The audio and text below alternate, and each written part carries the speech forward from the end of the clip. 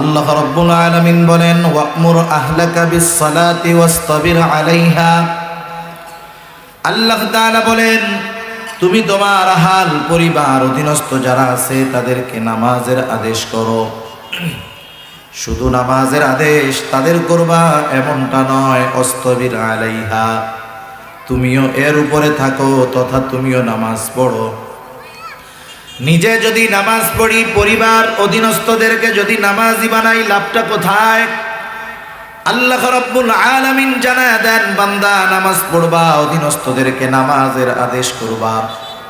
আমি আল্লাহ তো তোমাদের কাছে রিজিক চাই না, টাকা পয়সা চাই না, খাবার চাই না। লা নাসআলুকা রিজকা, আমি তোমাদের কাছে কোনো রিজিক চাই না, বরং শোনো, নামাজ যদি নিজে পড়ো, অধীনস্থদেরকে যদি নামাজি বানাও, আল্লাহ তাআলা কেমন জানি আমাদেরকে জানায় দেন সুন্দরভাবে, নাহনু নারযুকুকা ওয়াল আকিবাতু লিত্তাকওয়া। আল্লাহ তাআলা বলেন, নামাজ নিজে পড়ো, অধীনস্থদেরকে যদি পড়াও, নাহনু নারযুকুকা, আমি আল্লাহ তোমাদের রিজিক দিব। সুবহানাল্লাহ। নামাজ পড়ার দ্বারা পরকালের শাস্তি থেকে যেমন বাঁচা যায়, দুনিয়ার রিজিকের ব্যবস্থাও হয়ে যায়। সুবহানাল্লাহ। যে কথা বোঝানোর জন্য বললাম আর কি, যে দেখেন, যে কোনো শরঈ হুকুম যদি আমরা মেনে চলি, আল্লাহ তাআলার হুকুম আহকাম যদি আমরা মেনে চলি, তাহলে লাভ শুধু পরকালের এমনটা নয়, বরং দুনিয়ার লাভ আছে না নাই? হালকাই কো দেন, হালকাই কো দেন, হালকাই কো, আওয়াজ ছাড়ে না, মনিটরের অবস্থা ছাড়বেন। তাহলে আমরা শরীয়তের হুকুম আহকামগুলা যখন মানব, গুরুত্ব সহকারে মানব, তাতে লাভ দুনিয়ারও আছে, আখিরাতেরও আছে। আমি যেই আয়াতখানা আপনাদের খিদমতে তিলাওয়াত করেছি, উক্ত আয়াতের মধ্যে আল্লাহ সুবহানাহু ওয়া তাআলা বলতেছেন, ওয়াযাক্কির ফাইন্নায যিকরা তানফাউল মুমিনিন। আল্লাহ রাব্বুল আলামিন বলেন, আপনি বারবার উপদেশ দেন, নসিহত করেন, ওয়াজ করেন। আল্লাহ সুবহানাহু ওয়া তাআলা যখন কোনো বিষয়ের আদেশ করেন, কারণটাও বলে দেন। কেন ওয়াজ করবেন, কেন নসিহত করবেন, কেন উপদেশ দিবেন? আল্লাহ তাআলা বলেন, ফাইন্নায যিকরা তানফাউল মুমিনিন, কারণ ওয়াজ, নসিহত, উপদেশ এটা হলো মুমিনের জন্য উপকারী। বলেন তো, দুনিয়াতে যদি একটা মোবাইলের দাম লক্ষ টাকা হয়, আর একটা মোবাইলের দাম যদি 1000 টাকা হয়, বলেন তো দুই মোবাইলের ফাংশন এগুলা কি সমান নাকি? তফাৎ আছে না নাই? লক্ষ টাকার মোবাইল দিয়ে ল্যাপটপ কম্পিউটারের কাজ করা যাবে, 1000 টাকার মোবাইল দিয়ে শুধু কথা বলা যাবে, মেসেজ আদান প্রদান করা যাবে। কিন্তু লক্ষ টাকার মোবাইল দিয়ে অনেক কাজ করা যায়। কিন্তু যদি এই দুই মোবাইলের ব্যাটারিতে চার্জ একেবারেই নাও থাকে, নাই থাকে, একেবারে যদি চার্জ শূন্য এই দুইটা মোবাইল হয়ে যায়, ওই চার্জ না থাকার কারণে লক্ষ টাকার মোবাইলটা যেমন মরা, ওই লক্ষ টাকার মোবাইলের দামটা কেমন জানি 1000 টাকার মোবাইলের মতো হয়ে যায়। চার্জ যদি না থাকে কোনো কাজ হবে? কোনো কাজ হবে না। সেই জন্য মুমিন বংশীয় দিক দিয়ে যত উচ্চ মর্যাদার হোক না কেন, সম্মানের দিক দিয়ে যত সম্মানী হোক না কেন, তার যদি ঈমানের চার্জ না থাকে, তাহলে কিন্তু মূলত তার কোনো দাম নাই। বুজুর্গানে দ্বীন উলামায়ে কেরাম জানায় দেন, ওয়াজ নসিহতের দ্বারা উপকারটা কি হয়? ওয়াজ নসিহতের দ্বারা ঈমানের চার্জ হয়। ঈমানের চার্জ যখন হয়, আমলের আগ্রহ এবং ইচ্ছা পয়দা হয়। নসিহতের দ্বারা ঈমান তাজা হয়, সুপ্ত ঈমান জাগ্রত হয়ে ওঠে, সাথে সাথে আমলের আগ্রহ পয়দা হয়। এজন্য নবীজি সাল্লাল্লাহু আলাইহি ওয়াসাল্লাম সাহাবাদেরকে ওয়াজ করেছেন। কি করছে? ওয়াজ করছে। এই যে দেখেন, আসহাবে বদর কাফেলা সুন্দর আয়োজনটা করছে। উদ্দেশ্যটা কি? মূল উদ্দেশ্য হলো, আনুষঙ্গিক যা থাকে তা, কিছু কথা মানুষ দিনই কথা বলবে, কিছু দিনই কথা মানুষ শুনবে, যদি দুই একটা মানুষও যদি কিছু কথার উপরে আমল করে, হাজার মানুষ লাগবে না, একজন দুইজনে যদি আমল করে আল্লাহর জন্য, ওই এক দুইজনের কারণে আল্লাহ তাআলা এই বিশাল আয়োজনকে কবুল করে নেবে। ঠিক কিনা বলো? রাসূলুল্লাহ সাল্লাল্লাহু আলাইহি ওয়াসাল্লাম ওয়াজ করেছেন, হাদিসের পাতায় পাতায় নবীজির ওয়াজ পাওয়া যায়। আমি আপনাদের খেদমতে নবীজির নসিহত মাখা একটা হাদিস পেশ করেছি। খুবই সুন্দর একটা হাদিস, এত গুরুত্বপূর্ণ একটা হাদিস।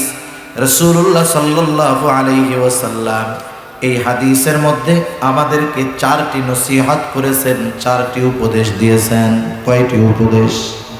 আর একটু জোরে বলেন না, কয়টা? 4টি উপদেশ দিয়েছেন রাসূলুল্লাহ সাল্লাল্লাহু আলাইহি ওয়াসাল্লাম।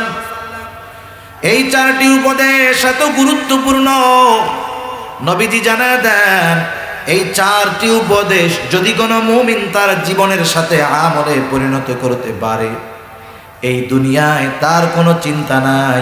এই 4 উপদেশ নিজে আমলে পরিণত করার কারণে এই দুনিয়ার প্রয়োজন মেটানোর ব্যবস্থা আল্লাহ তাআলা করে দিবে। আপনারা হয়তো মাঝে মধ্যে এখন শুনেন সংবাদে 2023 সালে বাংলাদেশ সহ গোটা দুনিয়া দুর্ভিক্ষের মুখোমুখি হতে পারে। শোনেন না এরকম? দুর্ভিক্ষ শব্দটা আমরা শুনি, এর বাস্তবতা বুঝি নাই। আপনাদের এলাকার খবর আমি জানি না, আমাদের অঞ্চলে শুনেছি মুরব্বীদের মুখে, স্বাধীনতা পরবর্তীকালীন সময় একবার বাংলাদেশে দুর্ভিক্ষ লেগেছে 1974 সালে। আমাদের অঞ্চলে নাকি তখন লবণের কেজি ছিল 5 পয়সা। কয় পয়সা? 5 পয়সা মাত্র। দুর্ভিক্ষ এমন লাগছে, জিনিসপত্রের দাম এত বাড়া বেড়েছে যে 5 পয়সার লবণের কেজি হয়ে গেছে 50 টাকা 55 টাকা। 5 পয়সা লবণের কেজি 50-55 টাকা হয়ে গেছে। একটু রিভার্ব দেন, আপনি বুঝেন না, এত কথা একবারে বলা যায়? মানুষ মনে করে হুজুর মনে হয় কি করতেছে কেন।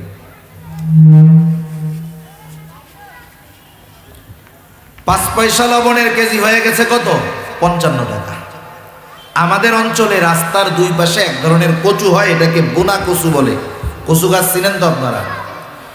বুনা কচু, এগুলা মানুষ তো খাই না, সাথে সাথে গরু ছাগলও এগুলা খায় না, কারণ ওইটা খাইলেই গলা চুলকায়। মানুষ অভাবের তাড়নায় ওই কচুগুলো সিদ্ধ করে লবণ ছাড়া খাইতো ক্ষুধা নিবারণের জন্য। আল্লাহ আমাদের হেফাজত করুক, সবাই বলি আমিন।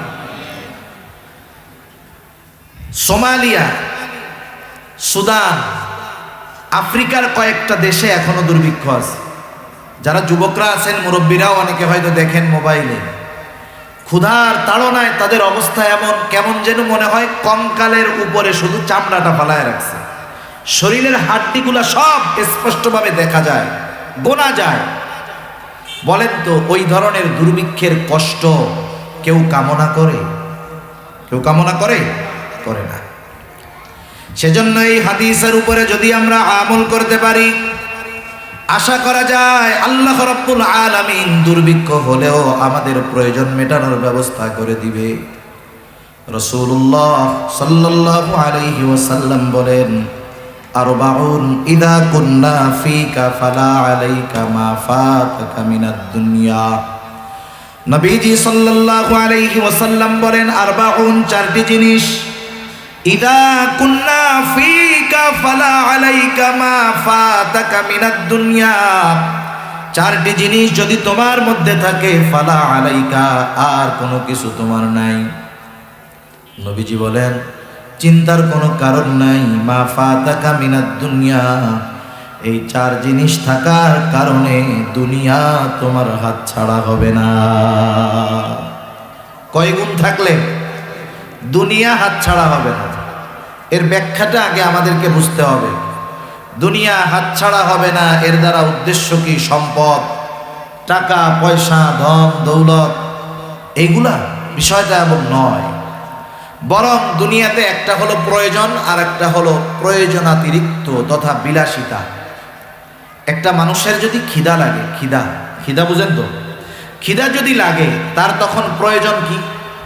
ক্ষুধা নিবারণের ব্যবস্থা হওয়া।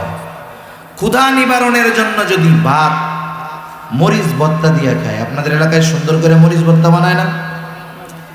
কত মজা লাগে। শুধু মরিচ ভর্তা দিয়ে যদি কেউ ভাত খায়, খিদা যাবে কি যাবে না? যাবে। বোকাল কুমার, আপনি বুঝেনি না, বোকাল কুমার ড্যাম ড্যাম করবেন, আওয়াজ ছেড়ে দিবে, হালকা ঢিলে দেন। অপারেটিং মনে হয় বুঝে না।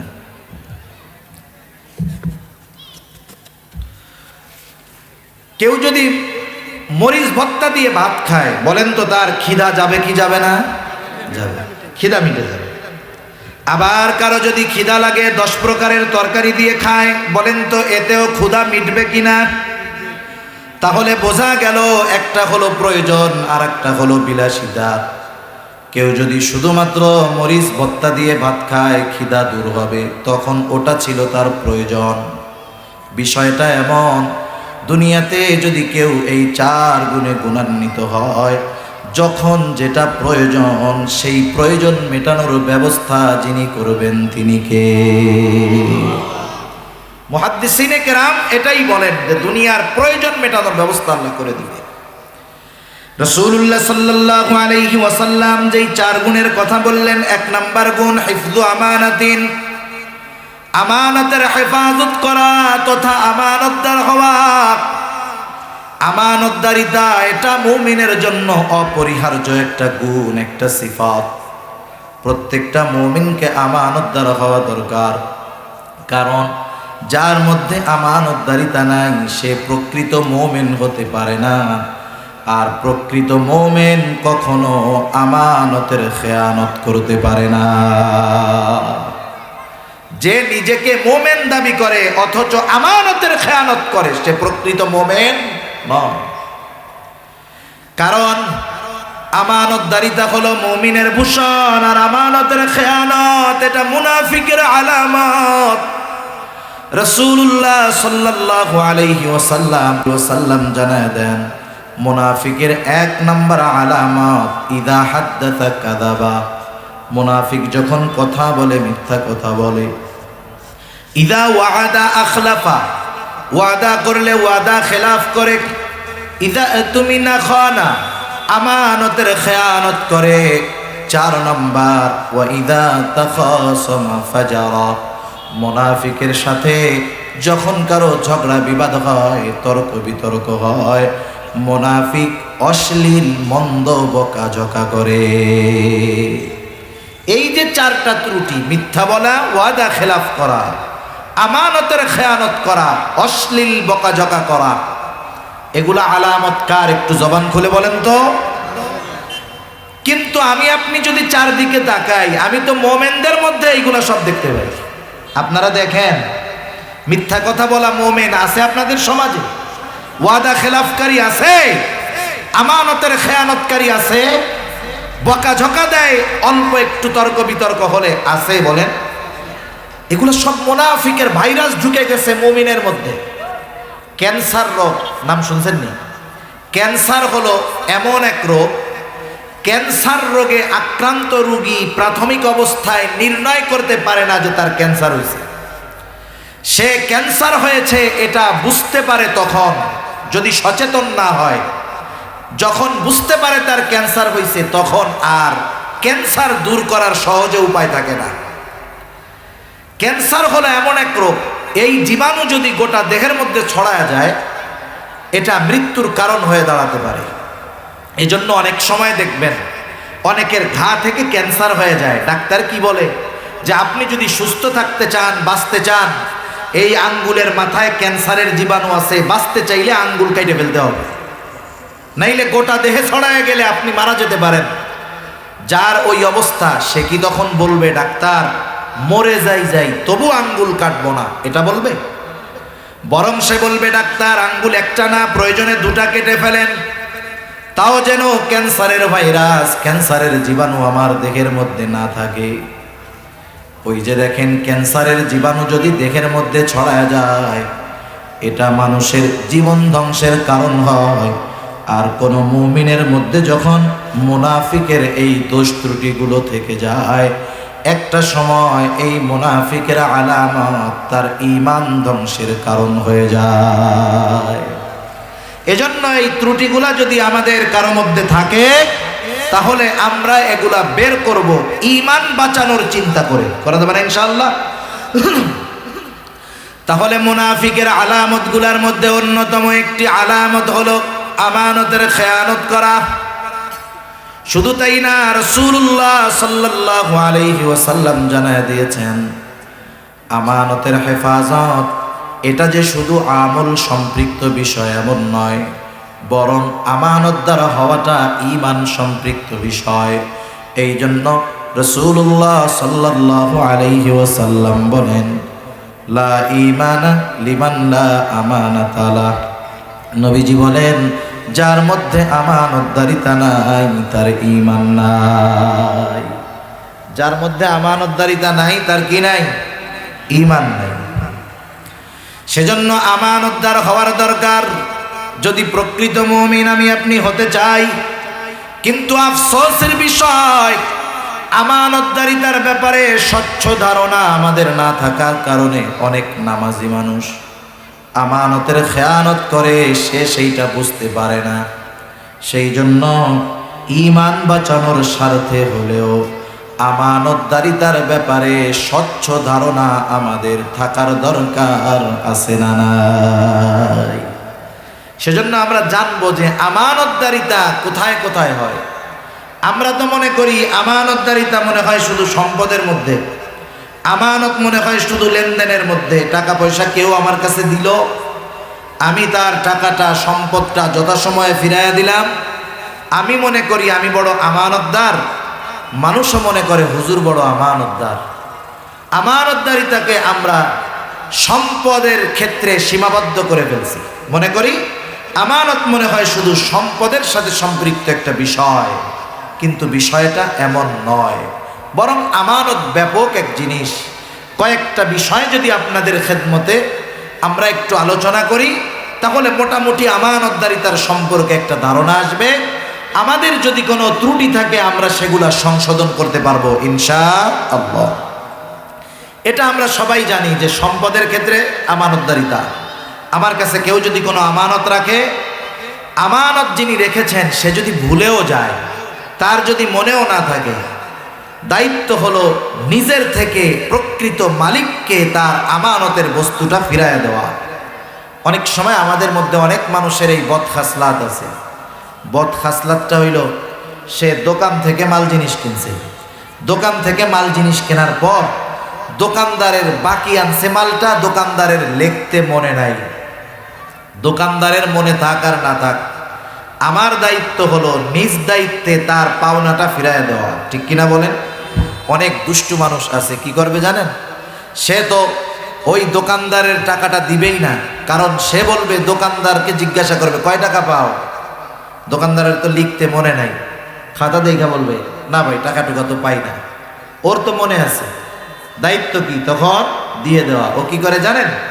মনে মনে ভাবে দোকানদারের যেহেতু মনে নাই তাহলে আর দেওয়ার দরকার কি, মনে যেহেতু নাই দাবি রাখবে কেমনে আবার। এই ধরনের দুষ্টু মানুষ আছে না নাই? সেজন্য আমার আপনার কাছে যদি কারো সম্পদ থাকে, তার যদি মনে নাও থাকে, আমার আপনার কাছে যদি কারো আমানত থাকে, তার যদি না মনে নাও থাকে, এই আমানতের বস্তু ফিরায়া দেওয়ার আদেশ দিয়েছেন আল্লাহ। আল্লাহ তাআলা বলেন, ইন্নাল্লাহা ইয়া'মুরুকুম আন তুআদ্দুল আমানাতি ইলা আহলিহা। আল্লাহ রাব্বুল আলামিন বলেন, নিশ্চয়ই আল্লাহ তাআলা তোমাদেরকে আদেশ করতেছেন, ইন্নাল্লাহা ইয়া'মুরুকুম, কি আদেশ? আন তুআদ্দুল আমানাতি ইলা আহলিহা, যে আল্লাহ তাআলা আদেশ করতেছেন যে তোমরা আমানত তার হকদারের কাছে ফিরিয়ে দাও। এই জন্য আমার আপনার কাছে যদি সম্পদ সংরক্ষিত থাকে, কারো আমানত যদি গচ্ছিত থাকে, রক্ষিত থাকে, তার যদি মনে নাও থাকে, ঈমান হেফাজতের কারণে হলেও ওই সম্পদ নিজ দায়িত্বে আমাদেরকে ফিরাইয়া দিতে হবে। তাহলে এক নম্বরে আমরা সম্পদের ক্ষেত্রে আমানতদার হব। দুই নম্বর, আমানত শুধু সম্পদের মধ্যে হয় এমনটা নয়, কথাও আমানত হয়। রাসূলুল্লাহ সাল্লাল্লাহু আলাইহি ওয়াসাল্লাম বলেন, ইযা হাদাসার রাজুলু সুম্মা ইলতাফাতা ফাহিয়া আমানাতুন। নবীজি সাল্লাল্লাহু আলাইহি ওয়াসাল্লাম বলেন, যখন কোনো মানুষ কথা বলে আর এদিকে সেদিকে তাকায়, নবীজি বলেন ফাহিয়া আমানাতুন, ওই কথাটা যার কাছে বলল ওই কথাটাও আমানত হয়ে যায়। যখন কোনো মানুষ আমার আপনার কাছে কোনো কথা বলতে আসে, আসার পর ডানে তাকায় বামে তাকায় এদিকে তাকায় সেদিকে তাকায়, কেন তাকায়? তাকানোর কারণ হলো সে চায় না যে আমি আপনি ব্যতীত ওই কথাটা অন্য কেউ শুনে ফেলুক। ঠিক কিনা বলেন? আমাদের খাসলাত হইল এর পরিপূর্ণ উল্টা, মুদ্রার এপিট আর ওপিট অবস্থা আমাদের এরকম। কেউ যদি আমার কাছে এসে বলে, হুজুর কথাটা আপনার কাছে বললাম, আপনি কিন্তু আর কাউরে বললেন না। আমার কাছে এই কথা বলে সে আমার চোখের আড়াল হওয়ার আগে আমি কাছের জন্য ডাক দিয়ে বলি, এদিকে আসো। আমার কাছে কি কইছে জানোস? কি কইছে? আমারে খুব বিশ্বাস করে, আমার এই কথাগুলা বলছে, কাউকে বলতে মানা করছে, আমি তোরে কইলাম তুই কাউরে ন কইস। আপনাদের ভাষায় বলে না, আমি তোরে কই তুই কাউরে ন কইস। এখন আমি তো আমার পেটের রোগ ওর মধ্যে দিয়ে দিলাম, ও এবার কি করবে? ও ওই জায়গায় যায় আর একজনে বলবে, এই হুজুর কি মিথ্যা কথা বলে? না না, হুজুর তো খুব ভালো মানুষ, আমাকে হুজুর খুব বিশ্বাস করে, এই কথাটা আমার কাছে বলছে, কাউকে বলতে মানা করছে, আমি তোকে বললাম তুই কাউরে বলিস না। এই যে শুরু হইল, সকালের কথা দুপুর হতে হতে 100 জনের কানে পৌঁছায় গেছে। যে যারে কথাটা বলে কি বলে, আই তোরে হই তুই কাউরে ন হইস, আমি তোকে বললাম তুই আর কাউরে বলিস না।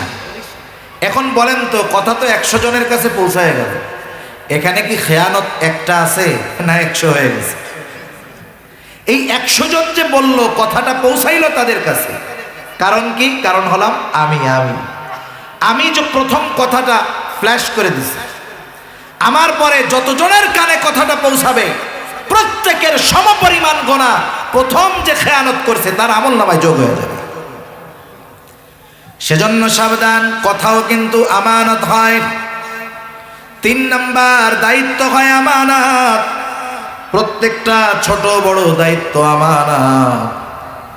এখন তো এমন এক জামানা, যেই জামানায় মানুষ দায়িত্ব নেওয়ার জন্য প্রতিযোগিতা করে, কিন্তু এমন এক জামানা ছিল যেই জামানার মানুষকে দায়িত্ব দেওয়া যাইত না, বরং দায়িত্বের কথা শুনলে তারা এলাকা ছেড়ে পালায়া যাইত।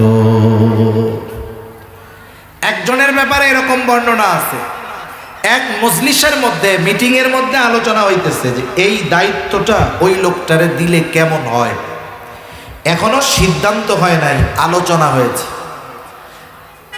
এখন ওই মজলিসের একজন গিয়া যাকে দায়িত্ব দেওয়ার ইচ্ছা পোষণ করেছে তার কাছে গিয়ে বলতেছে, ভাই আজকে তো তোমার ব্যাপারে আলোচনা হইল যে ওই দায়িত্বটা তোমাকে দেওয়া হতে পারে, এখনো দায়িত্ব দেওয়া হইছে? হয় নাই, আলোচনা হইছে দেওয়া হইতে পারে। উনি পেরেশানি হয়ে গেছেন, চিন্তায় পড়ে গেছেন যে দায়িত্ব দেওয়া হতে পারে, এই কথা যখন আসলো, যদি দায়িত্ব দিয়ে দেয় কি করব? এই চিন্তায় উনি রাতের বেলায় গাঠি গুঠি গুছায়া এলাকা ছেড়ে অন্য আর এক এলাকায় চলে গেছে, দায়িত্ব দিয়ে দিবে এই ভয়ে। আর এখনকার জামানায় তো দায়িত্ব নেওয়ার প্রতিযোগিতা করে, ঠিক কিনা বলেন? টাকা পয়সা খরচ করে দায়িত্ব নেয়, ঘুষ দিয়ে দায়িত্ব নেয়, মানুষ মাইয়া জনসেবা করতে চায়। এই গত বছর এক জায়গায় দেখলাম, এক জায়গায় মেম্বার ইলেকশন করছে 2 জন, একজন হেরে গেছে একজন জিতে গেছে। যিনি হেরে গেছেন উনি তো জনতার সেবা করতে পারবেন না, এই দুঃখে যিনি জিতছে তারে মেরে ফেলছে দায়িত্ব পাওয়ার আশায়। ইমাম আজম আবু হানিফা রহমাতুল্লাহি আলাইহি, নাম শুনছেন না? ইমাম আজম আবু হানিফা রহমাতুল্লাহি আলাইহি, খলিফা মনসুর ইমাম আবু হানিফা রহমাতুল্লাহি আলাইহিকে প্রধান বিচারপতির দায়িত্ব নেওয়ার জন্য বললেন। ইমাম আজম আবু হানিফা রহমাতুল্লাহি আলাইহি দায়িত্ব নিলেন না, সবার সামনে বললেন না এই দায়িত্ব আমি গ্রহণ করতে পারবো না। খলিফা নির্দেশ দিয়েছেন, দায়িত্ব গ্রহণ করলেন না। খলিফার গায়রতে লেগে গেল, তিনি রাগ হয়ে গেলেন, চাবুক দিয়ে ইমাম আবু হানিফার গায়ে একটা আঘাত করলেন। খলিফা মনসুরের চাচা খলিফা মনসুরকে বলতেছে, ও মনসুর, তুমি কাজটা ভালো করো নাই, ইমামের গায়ে চাবুকের আঘাত করেছো, কাজটা ভালো করো নাই, তুমি তার কাছে ক্ষমা চাও, মাফ চাও। খলিফা মনসুর ক্ষমার আশায় এক থলে স্বর্ণ মুদ্রা দিয়ে তার একজন বিশ্বস্ত লোককে ইমাম আবু হানিফার কাছে পাঠিয়ে দিল। বলল, শোনো, ইমাম আবু হানিফাকে গিয়ে বলবা খলিফা তার আচরণের জন্য দুঃখিত হয়েছেন, ব্যথিত হয়েছেন, ক্ষমা চেয়েছে, আপনি ক্ষমা করে দিবেন। সাথে সাথে এই যে এক থলে স্বর্ণের মোহর, তার জন্য হাদিয়া, এটা তাকে দিয়ে দিবা। খলিফার বিশ্বস্ত ওই লোক এক থলে স্বর্ণ মুদ্রা নিয়ে ইমাম আবু হানিফা রহমাতুল্লাহি আলাইহির কাছে পৌঁছায় গেছে। প্রথমে গিয়ে বলতেছে, ইমাম, খলিফা মনসুর তার আচরণের জন্য ব্যথিত, দুঃখিত, ক্ষমা চেয়েছে, মাফ করে দেন। ইমাম আবু হানিফা রহমাতুল্লাহি আলাইহি বললেন, যাও, খলিফাকে আমি ক্ষমা করে দিলাম। এইবার লোকটা বলতেছে, ইমাম, খলিফা মনসুর আপনার জন্য এক থলে স্বর্ণ মুদ্রা হাদিয়া পাঠিয়েছেন। ইমাম আবু হানিফা রহমাতুল্লাহি আলাইহি হাদিয়া গ্রহণ করতে অস্বীকৃতি জ্ঞাপন করলেন। লোকটা বলতেছে, ইমাম, আপনি যদি এই হাদিয়া গ্রহণ না করেন তাহলে খলিফা বুঝবে আপনি তাকে ক্ষমা করেন নাই। ইমাম আবু হানিফা রহমাতুল্লাহি আলাইহি বলেন, এই যে হাদিয়া আমার জন্য খলিফা মনসুর পাঠালো, এটা কি তার নিজের সম্পদ নাকি? এবার লোকটা বলে, না না, এটা খলিফার নিজের সম্পদ নয়, বরং রাষ্ট্রীয় কোষাগার থেকে তিনি আপনার জন্য হাদিয়া পাঠিয়েছেন। এইবার ইমাম আবু হানিফা রহমাতুল্লাহি আলাইহি বলেন, কোন শাসকের জন্য এটা বৈধ নয় যে রাষ্ট্রের টাকা সে যেভাবে খুশি সেভাবে ব্যয় করবে। কারণ রাষ্ট্রীয় সম্পদের মালিক সেই দেশের যে রাষ্ট্রপ্রধান সে নয়, বরং যারা রাষ্ট্রপ্রধান বিভিন্ন দায়িত্বে আছে তাদের দায়িত্ব কি জানেন? যারা সরকারি চাকরি করে সারা দুনিয়ায়, তাদের একটা বেতন আছে না? বেতন তো আছে, তাহলে তাদের দায়িত্ব কি? তাদের দায়িত্ব হলো এই রাষ্ট্রীয় কোষাগারের টাকা যথাযথ জায়গায় যথাযথভাবে ব্যয় করা, যথাযথভাবে প্রকৃত হকদারের কাছে পৌঁছায়া দেওয়া। কেউ যদি রাষ্ট্রের একটা টাকা খেয়ানত করে, গসব করে, অন্যায়ভাবে ভোগদখল করে, গোটা রাষ্ট্রের সব মানুষের সম্পদের খেয়ানত করার সমান তার গুনাহ হয়। ইমাম আবু হানিফা রহমাতুল্লাহি আলাইহি বললেন, না, এই সম্পদ আমি কোনো মতেই গ্রহণ করতে পারবো না, কারণ এই সম্পদের মালিক খলিফা নয়, এই সম্পদের মালিক হলো সাধারণ মানুষ।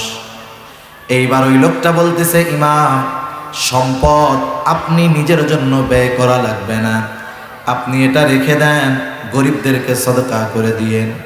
ইমাম আবু হানিফা রহমাতুল্লাহি আলাইহি বলেন, সম্পদ রাখার পর আমি নিজে খাইলাম নাকি সদকা করে দিলাম এটা মূল বিষয় নয়, বরং সম্পদ যদি রাখি তাহলে খলিফা মনে করবে ইমামে আজম রাষ্ট্রের প্রধানের উপহার গ্রহণ করেছে।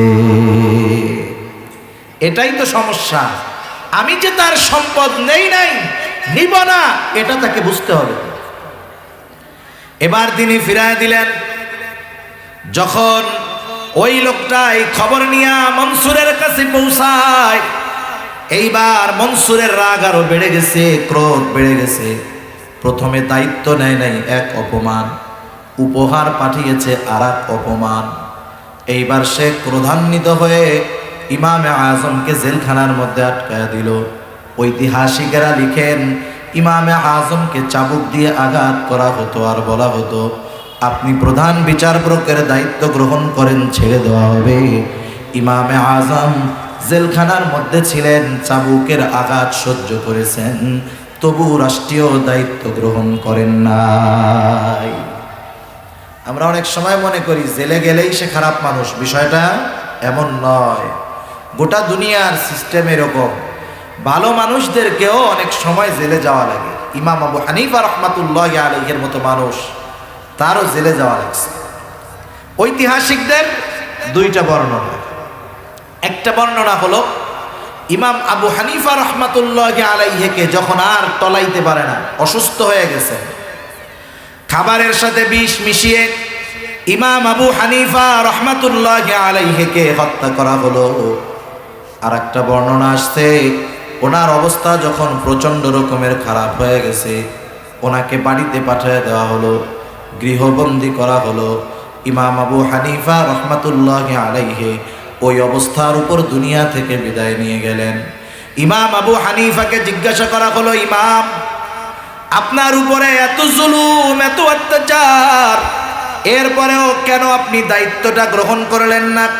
বলেন তো, প্রধান বিচারপতির জন্য যেই গুণে গুণান্বিত হওয়ার দরকার, যেই জ্ঞান দরকার, যেই ইলম দরকার, সেই জ্ঞান, সেই যোগ্যতা, সেই ইলম ইমামে আজমের মধ্যে ছিল কি ছিল না? একটু জোরে বলেন না, ছিল কি ছিল না?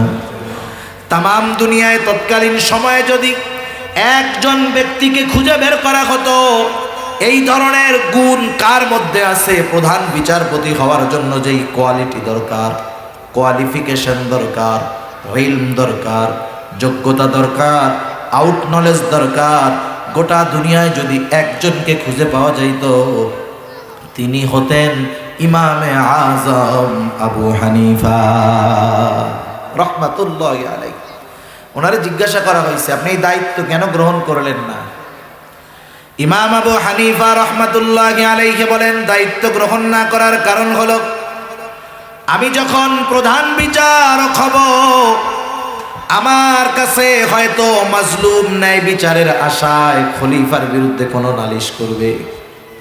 বিচারক যখন রাষ্ট্রের বিরুদ্ধেও তো মামলা হয়, করে না অনেকে? মনে করেন আপনার জমির উপর দিয়ে রাস্তা নিয়ে গেছে, সরকারি রাস্তা, দলিল পর্চা আরএস বিআরএস যা আছে সব আপনার নামে আছে, রেকর্ড আপনার বাবার নামে আছে। তখন কাগজপত্র স্ট্রং থাকলে রাষ্ট্রের বিরুদ্ধে কি হয়? মামলা করা যায়। রাষ্ট্রের বিরুদ্ধে মামলা আসতে পারে, খলিফার বিরুদ্ধে মামলা আসতে পারে। মাজলুম ন্যায় বিচারের আশায় আসলো, আমি যদি তখন ওই মাজলুমকে ন্যায় বিচার না পাইয়া দিতে পারি, তাহলে তো দায়িত্বের খেয়ানত হয়ে গেল। রাসূলুল্লাহ সাল্লাল্লাহু আলাইহি ওয়াসাল্লামের হাদিস আবু দাউদের মধ্যে এসেছে, নবীজি সাল্লাল্লাহু আলাইহি ওয়াসাল্লাম বলেন, আমাদের কাউকে যখন রাষ্ট্রীয় কোনো দায়িত্ব দেওয়া হয়, কেউ যদি সুচ পরিমাণও কোনো দায়িত্বের খেয়ানত করে, কিয়ামতের দিন ওই লোকটা খেয়ানতের বোঝা নিয়ে আল্লাহর সামনে হাজির হবে। সুচ পরিমাণ, একটা সুয়ের ওজন কতটুকু, ওইটা দাড়ি পাল্লায় দিলে একটুও নড়বে না। একটা সুই কতটুকু জায়গা খেতে পারে, আল্লাহু আকবার। এই সুই পরিমাণ দায়িত্বের খেয়ানত যদি কেউ করে, কিয়ামতের দিন আল্লাহর দরবারে খেয়ানতের বোঝা নিয়ে তাকে উঠতে হবে। ইমাম আজম তো এটা জানেন, সেজন্য বিজ্ঞ, সতর্ক, সচেষ্ট দিনদার ব্যক্তি সহজে দায়িত্ব নিতে চায় না। তারা দায়িত্বকে আমানত মনে করে, ওনারা আমানত মনে করতেন। আর এই জামানায় দায়িত্বকে গনিমত মনে করে। এজন্য আমরা তো দেখি ফকিরনির ছেলেও অনেক সময় মেম্বার হলে 5 বছরে 5 তলা বাড়ির মালিক হয়ে যায়, ঠিক কিনা বলেন? আমাদের অঞ্চলের অবস্থা এরকম, আপনাদেরটা তো আমি জানি না। ও একই, আচ্ছা, আল্লাহু আকবার। একটু কথা না বললেই নয়। বুজুর্গানে দিন ওলামায়ে কেরাম আছেন, দুই পাশে দুইজন বিজ্ঞ আলেমে দিন আছেন। হাদিসের কিতাবে একটি প্রসিদ্ধ হাদিস হলো হাদিসে জিবরিল। মূল কথা হলো এই হাদিসের নাম হাদিসে জিবরিল হওয়ার কারণ হলো, জিবরাইল আলাইহিস সালাম মানুষ আকৃতিতে নবীজি সাল্লাল্লাহু আলাইহি ওয়াসাল্লামের কাছে এসে কিছু প্রশ্ন করেছেন। প্রশ্ন করার উদ্দেশ্য ছিল উপস্থিত সাহাবাদেরকে দ্বীনের মৌলিক বিষয়গুলোর শিক্ষা দেওয়া। অনেকগুলা প্রশ্ন করছেন, ইসলাম কি, ঈমান কি, ইহসান কি। এর মধ্যে একটি প্রশ্ন, কিয়ামত কখন হবে। নবীজি জানায়া দিলেন কিয়ামত কখন হবে। ইন্নাল্লাহা ইনদাহু ইলমুস সাআ, কিয়ামত কখন হবে এই ইলম কার কাছে আছে? তাহলে প্রশ্নকারীর চাইতে এ ব্যাপারে তো আমি ভালো জানি না। কিয়ামতের কিছু আলামত কোন? নবীজি এইবার আলামত বলছেন, কিয়ামতের আলামত।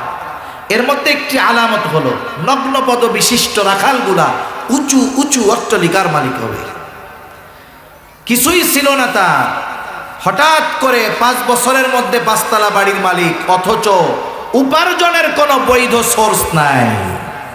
আছে না দুনিয়ার মধ্যে এরকম? উপার্জনের কোনো বৈধ সোর্স নাই, অথচ সে আঙ্গুল ফুলে কলা গাছ। 5 বছর আগে নুন আনতে পান্তা ফুরাইতো, এখন 5 তলা 5টা বাড়ির মালিক। আছে না নাই? আপনারা বলতে পারেন, অনেকে মনে করতে পারে এর মধ্যে তো সে উন্নতি দেখতেছে, একজন গরিব ধনী হয়েছে। গরিব ধনী হইলে তো সমস্যা নাই, সে যদি বৈধ পন্থায় হয়। কিন্তু আপনারা যারা দেখতেছেন যে এই লোক 5 তলা বাড়ির মালিক হইল, আহারে ওর নসিব কত ভালো, কিন্তু বিজ্ঞ তীক্ষ্ণ দৃষ্টি সম্পন্ন মানুষেরা এই ধরনের উপার্জনকারীদের ব্যাপারে যেই বিষয়টা পরিলক্ষণ করে সেটা হলো কিয়ামতের আলামত। ঠিক কিনা বলেন?